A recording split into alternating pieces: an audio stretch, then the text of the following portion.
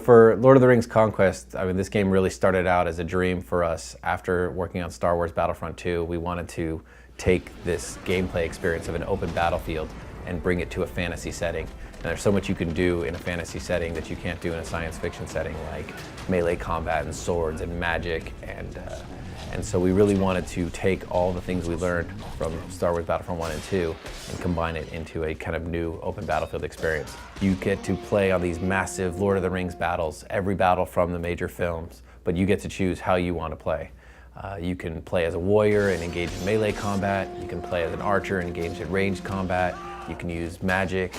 You can use stealth mechanics. We have all the heroes are available, both good and evil. You get to play as both the good guys and the bad guys in this game. We've got Aragorn, Legolas, Gimli, Gandalf, Frodo, and on the bad side, for the first time ever, a lot of these bad guys that you've always wanted to play, like the Ring Wraiths, the Witch King, Saruman. You get to play as the Balrog. You get to play as Saruman himself in the evil campaign. So the idea with the evil campaign is we just assume, what if Frodo had failed in destroying the ring? What would have happened? And what would have happened if Sauron had gained control of the ring at the very end of the film? So we launched this evil campaign that begins at the end of the films, where Sauron gains control of the ring, and essentially he resurrects his generals and launches across Middle-earth, and you get to play as all the bad guys as you systematically move through the lands of Middle-earth, conquering everyone as you go along. We have the option for people to play evil if they want to right away. We have a ton of instant action modes in the game.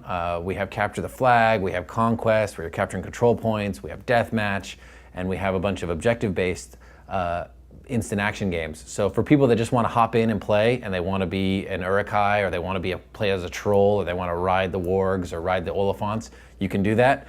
But if you want to go through the story, you can go through the good campaign, which kind of follows the events of the film, still giving you the freedom to do anything you want. And then the evil campaign kind of is a alternate ending that's tacked on it's a lot more challenging in the evil campaign. The way we've done balancing is we've separated the classes into 4 basic gameplay mechanics. There's your warriors, who are your melee-based combat. Your archers are your range specialists. Your mages are your magic specialist and your support class. They're your healers and support both defensive and offensive magic. And then your scouts, which are your stealth specialists. So even if you have a character that is a scout, he might not be as effective at head-on combat, but he's got stealth mechanics, he can cloak, he's got backstabs and grabs and stuff, so he's got ways to compensate. And what we've done is balanced each of the 4 classes against each other, so they really have a unique feel and play in both single player and multiplayer. We've got every major location where there was a battle from all 3 films, and a few from the books, and a few extended ones. We've got Helm's Deep, we've got the Battle of the Last Alliance, we've got Isengard, we've got the Mines of Moria, we've got Weathertop, we've got the Shire. You get to actually attack and burn down the Shire as the bad guys. We've got Rivendell, we've got the Black Gate, we've got a lot. There's a lot.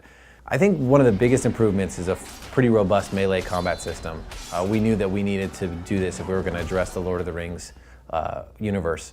And so we've taken what essentially was a shooter and added a melee gameplay into it that is pretty satisfying. So you can run around and play the whole game as a melee-focused character, fight against other melee characters and kick some butt. Or you can play the whole game as a shooter, or you can flip around between the two. So it's actually creates a pretty unique gameplay experience that really couldn't have been done in any other universe but Lord of the Rings. Again, we wanted to make sure that we were playing with a bunch of things that made sense within the Lord of the Rings universe, but also were really fun for multiplayer fans. One of the cool modes that we have is called Ring Bearer. One player plays as Frodo, and the rest of the players are Ring Wraiths.